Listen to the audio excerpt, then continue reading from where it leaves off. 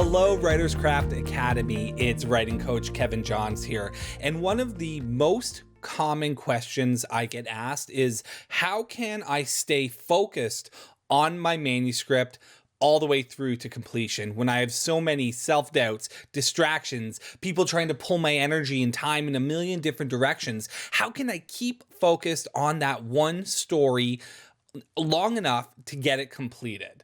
And it's not easy. You need systems, you need tools, you need hacks. And it's not just a good idea to have these things in place. It's basically essential if you're going to survive this process that is drafting a novel. So what we're going to look at in this video are 20 different ways that you can stay focused on your writing through to completion of your manuscript. I think you're going to find these tips extremely helpful. So let's cut to those 20 tips now.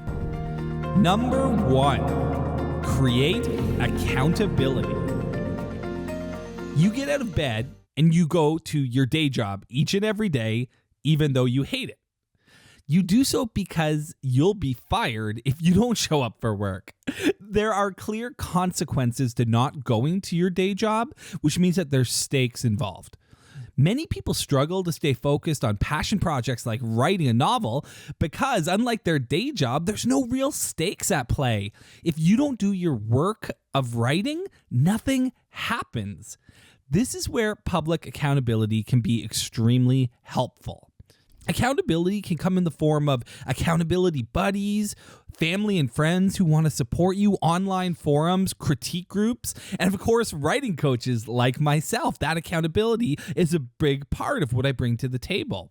Because we're all able to make great excuses to ourselves as to why we didn't do something that we said we wanted to do, but it's an entirely different experience to try to feed one of those flimsy excuses to someone invested in your success.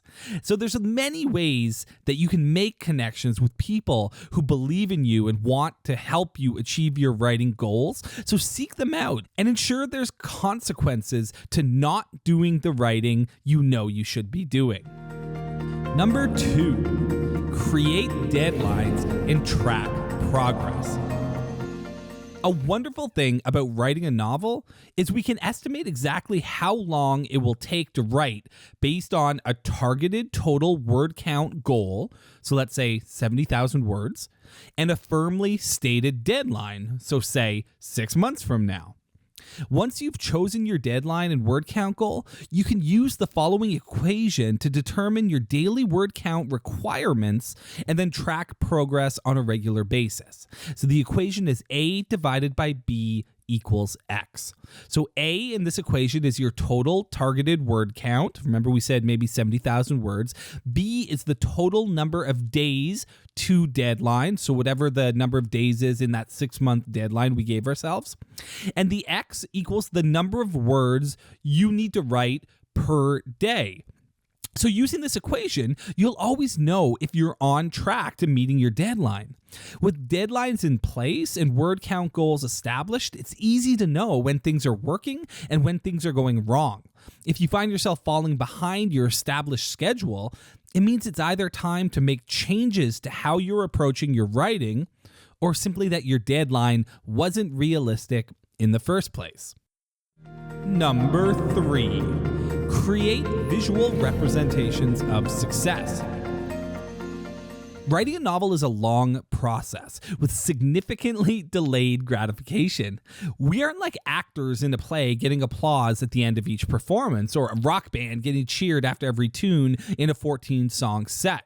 You'll likely be working on your book for months before you receive any feedback at all. So it's important to find ways to celebrate the small successes along the way all on your own. One of the best ways to do this is recording your daily writing on a calendar. Put the calendar on a wall you see often and record your daily word count on it, or cross off the days with an X or a check mark, or add a sticker when you get your writing done. Every time you mark off that calendar, you're going to get a little endorphin rush. And when you miss a day, you'll be all the more eager to get back on track. So visual representations of success don't just allow you to celebrate wins, but actually serve as motivation to push you through difficult times. Number 4, use TV and movies as a reward. I'm not going to tell you to stop watching television and movies. As storytelling mediums, both can be nearly as useful as a novel when it comes to studying the craft and providing inspiration for your own storytelling.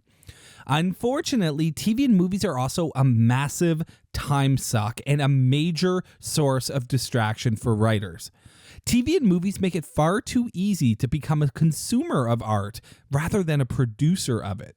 If there's a TV series you just can't live without or a movie that it would kill you to miss, that's perfectly fine.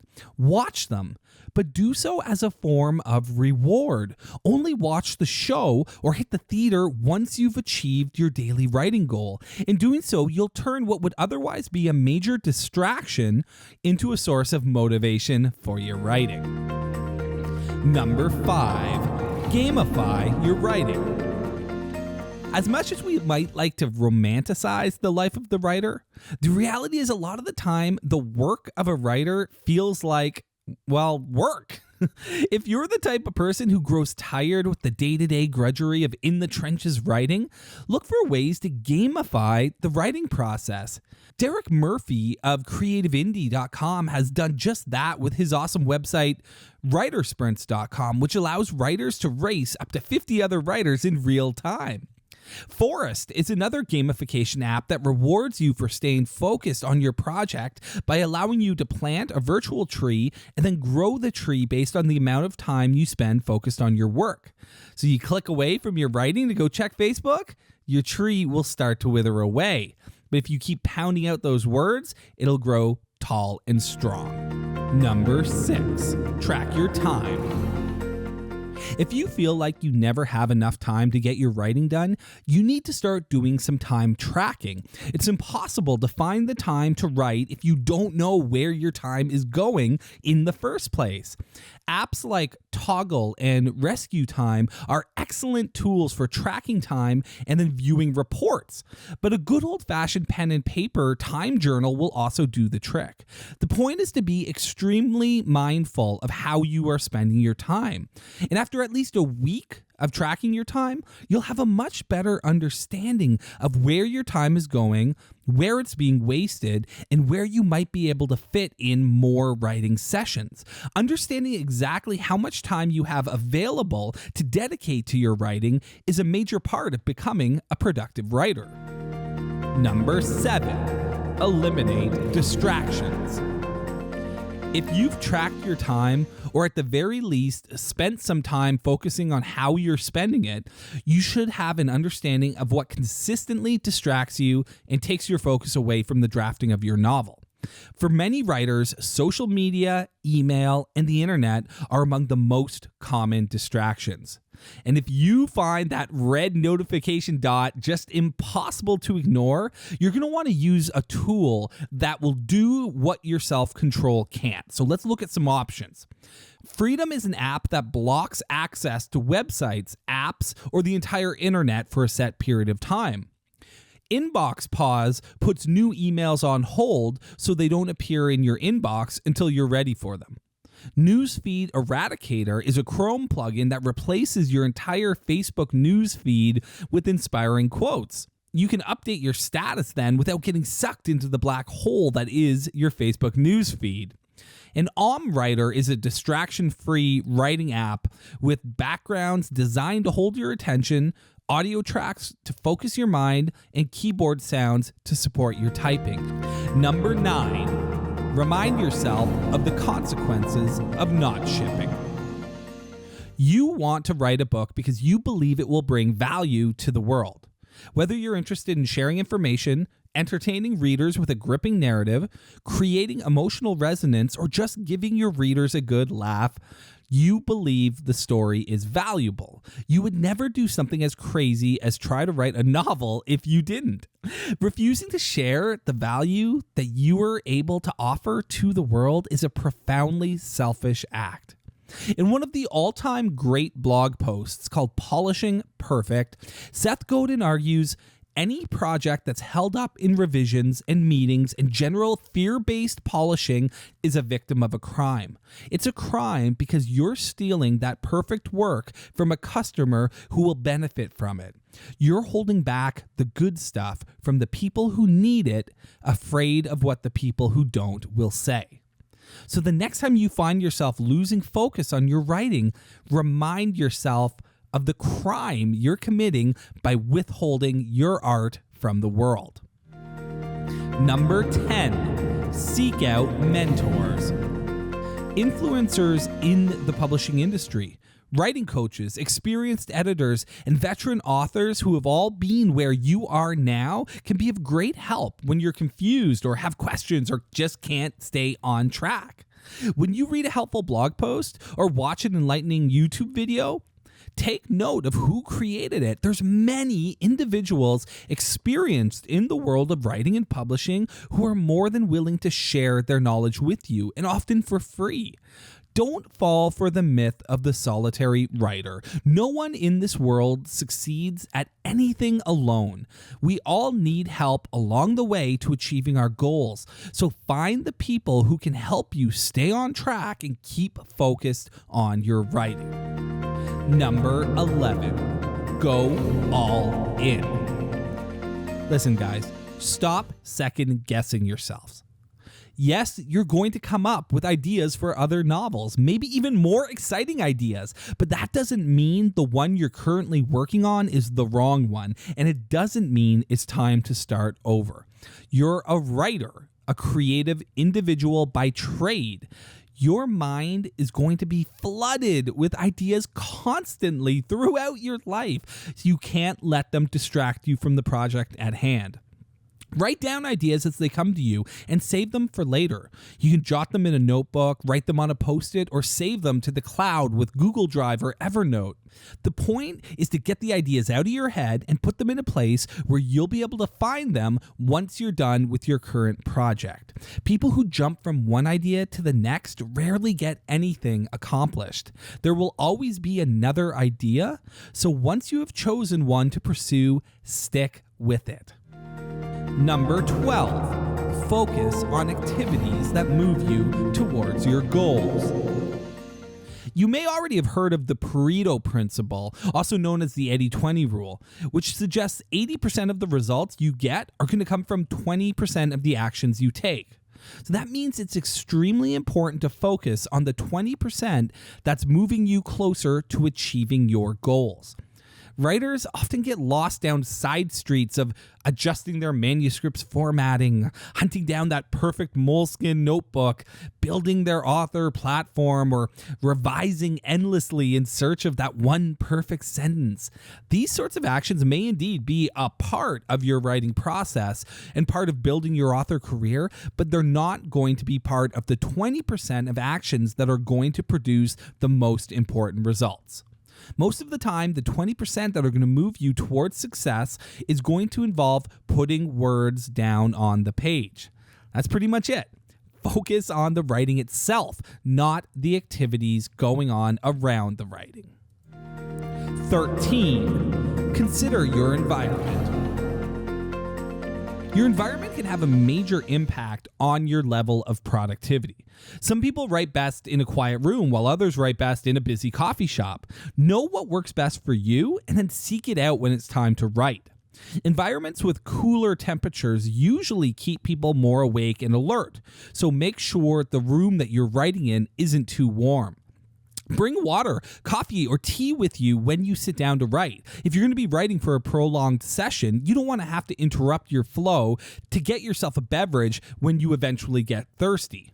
Healthy snacks on hand are also helpful. Stick with natural, whole foods as opposed to highly processed, high carbohydrate snacks that are going to give you a surge of energy only to send you crashing down just as fast, leaving you tired and distracted. Number 14, treat yourself like $1 million client. If you've ever worked in the service industry, and most of us have at some point in our lives, you know the importance of going above and beyond for your high-paying clients. As a writer, You're your own boss, but you're also your own client. And you would never show up late for a meeting with a high-end prospect or skip a session with $1 million client. So you shouldn't skip your writing sessions either. You likely work your butt off at your day job, so do the same with your writing work. Treat yourself the way you treat your best clients. 15. Use the Pomodoro technique.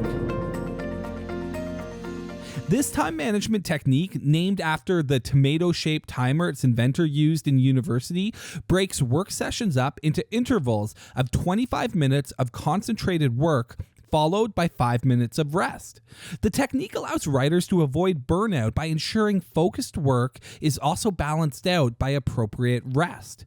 People in both creative and non-creative fields have found the technique helpful for staying focused, so give it a shot. It just might work for you as well. 16. Know your why. When pitching a book to an agent or a publisher, authors are encouraged to know the answer to the questions, why you, why this book, and why now? Even if you plan on self-publishing, asking yourself these questions can be a powerful experience. Knowing why you're writing your book can serve as a touchstone that you can return to again and again during times of distraction. Are you writing this book to build authority and expertise? To share your message with the world? To generate income to support your family? A clear understanding of why you're doing what you're doing, and then returning to that why on a regular basis should be an important part of your work cycle. 17. Energy windows. One of the most common reasons for lack of focus is not actually a mental variable at all, but rather a physical one: exhaustion. If you stayed up all night partying or binge watched your favorite Netflix show until 3 a.m., you're almost certainly going to have a difficult time focusing on your writing the next morning. One of the most important productivity hacks you can ever implement is simply to get the sleep you require to feel rested and healthy. Once you are rested, do your writing at the times where you are at your best, energy-wise. Many writers work well first thing in the morning, but perhaps you're a night owl or get an energy hit mid-afternoon. The time of the day doesn't matter so long as you're well rested. So look for energy windows and then make the most of them. 18. Background noise. Background music and noise, even just white noise, can be helpful for producing a more focused state when writing. Music with lyrics, however, can sometimes be distracting, so you may want to create a writing playlist for yourself that consists of instrumental songs. Some writers like to write to music that reflects the mood of the chapter being written, while others like to use study music that drowns out the regular world. If you're the type of writer who needs specific types of music playing in order to write, make sure that you do your writing in a location where you can control what's playing. Making sure you always have a set of headphones with you can be extremely helpful in situations where the music or the sound in general is out of your control. And for those of you who prefer to work in silence, getting yourself a pair of noise-canceling headphones will be an excellent purchase. 19. Segment writing and research. Research is an important part of most writing projects, but it can also work as a convenient excuse for procrastination. Don't feel like doing the hard work of drafting a chapter? Well, there's always more research to do. Unfortunately, the second you hit Wikipedia or Google or enter a library, you're almost certainly heading down a rabbit hole that will be difficult to emerge from for some time. That's why I recommend separating your research sessions from your drafting sessions. When you sit down to work, make sure you know what type of session it is you're going into and then stick with it. If it's a research session, research to your heart's content. Spending a day in a library is one of the beautiful things about being a writer. But if it's a writing session, focus on the writing and only the writing. Number 20. Embrace distractions. Loud coffee shop?